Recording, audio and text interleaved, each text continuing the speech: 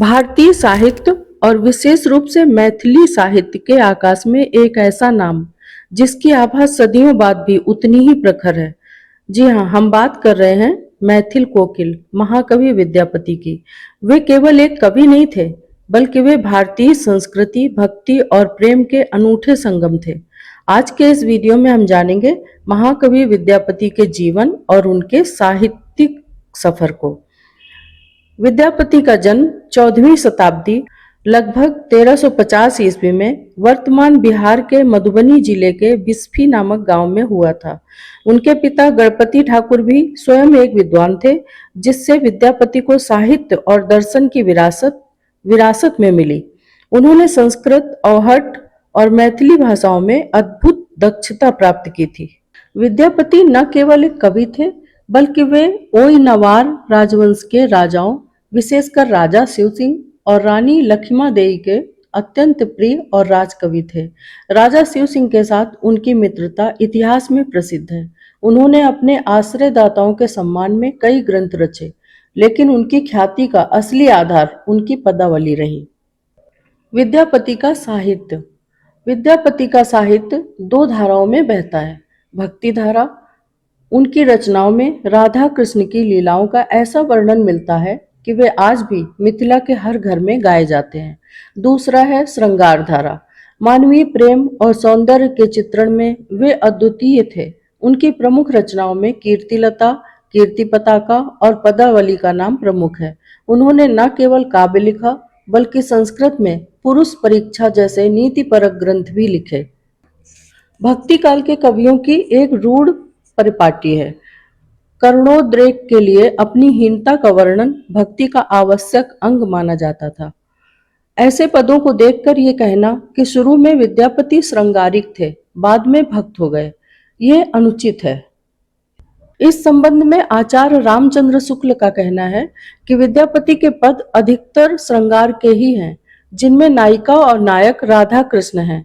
इन पदों की रचना जयदेव के गीत काव्य के अनुकरण पर ही शायद की गई हो।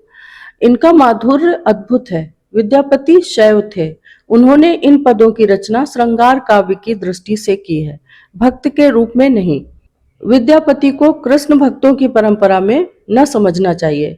आध्यात्मिक रंग के चश्मे आजकल बहुत सस्ते हो गए हैं। उन्हें चढ़ाकर जैसे कुछ लोगों ने गीत गोविंद के पदों को आध्यात्मिक संकेत बताया है, वैसे ही विद्यापति के इन पदों को भी। पदावली के जिस वर्ग के पदों के लिए विद्यापति की प्रसिद्धि है, वो है राधा कृष्ण प्रेम। इस वर्ग के कुछ पदों में राधा का नख सिख वर्णन, रूप माधुरी का चित्रण, आकर्षण और नायक या कृष्ण के हृदय में प्रेम वैचित्र का उदय दिखाया गया है। राधा के ऐन्द्रजालिक कुसुम शायक सदृश रूप से घायल कृष्ण यमुना तट पर बैठकर बार बार उसे याद करते हैं। राधा कृष्ण के रूप को अपरूप कहती हैं, जिसका वर्णन सुनकर लोगों को सहसा विश्वास न होगा। दूतियां राधा और कृष्ण दोनों की अवस्था का वर्णन एक दूसरे को सुनाती हैं। इस प्रकार प्रणय, स्नेह, मान, राग, अनुराग, भाव और महाभाव की क्रमिक अवस्थाओं का चित्रण किया गया है। सूर्यकांत त्रिपाठी निराला ने इन्हीं विशेषताओं के आधार पर विद्यापति के पदों की मादकता को नागिन की लहर कहा है। विद्यापति ने गीतों को लोक जीवन के अत्यंत निकट ला खड़ा किया। बहुत बार तो उन्होंने लोक धुन और रागों तक को सीधे अपना लिया है।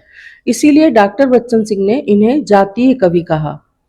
लोक श्रुति के अनुसार विद्यापति की भक्ति इतनी गहरी थी कि स्वयं महादेव ने उगना बनकर उनकी सेवा की थी। अपने जीवन के अंतिम दिनों में वे अपनी जन्मभूमि और गंगा के प्रति अगाध प्रेम रखते थे।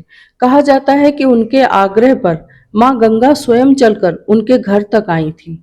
महाकवि विद्यापति ने न केवल मैथिली साहित्य को समृद्ध किया, बल्कि उन्होंने प्रेम और भक्ति को एक नई भाषा दी। आज भी मिथिला की हर संस्कृति पर, हर त्योहार और हर सुख दुख में विद्यापति के गीत गूंजते हैं।